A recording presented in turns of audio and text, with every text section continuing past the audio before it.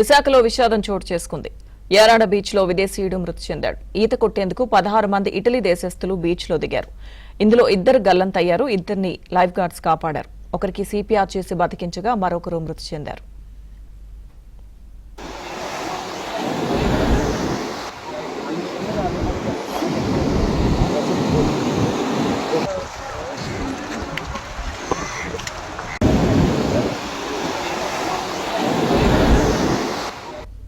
విశాఖలో విషాదం చోటు చేసుకుంది. యారాడ బీచ్ లో విదేశీయుడు మృతి చెందాడు. పూర్తి సమాచారం మా ప్రతినిధి సతీష్ అందిస్తారు.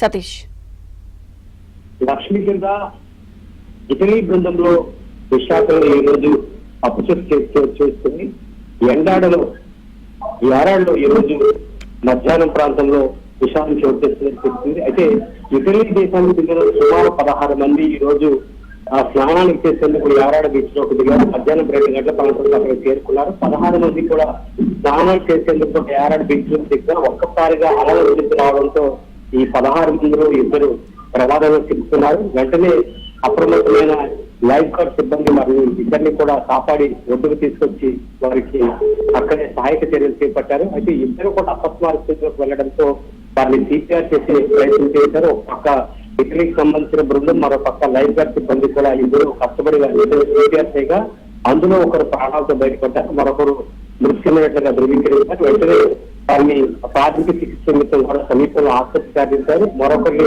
అక్కడ ఆసుపత్రి తరలించారు. కానీ ఇటలీ దేశస్తులు ఎంతమంది వచ్చారు, ఇక్కడ ఏ పని మీద వచ్చారు, వారి వ్యక్తిగత వివరాలు తెలుసుకునే పనులు అయితే పోలీసులు ఉన్నారు. కానీ ప్రమాదం ఉంటుందని చెప్పినప్పటికీ కూడా ఈ ఇటలీ దేశస్తులు పట్టించుకోలేదని, అందుకే ప్రమాదం చోటు చేసుకున్నట్లు లైఫ్ గార్డ్ సిబ్బంది చెప్తున్నారు. దీనిపైన పోలీసులు కేసు నమోదు చేసి దర్యాప్తు చేశారు.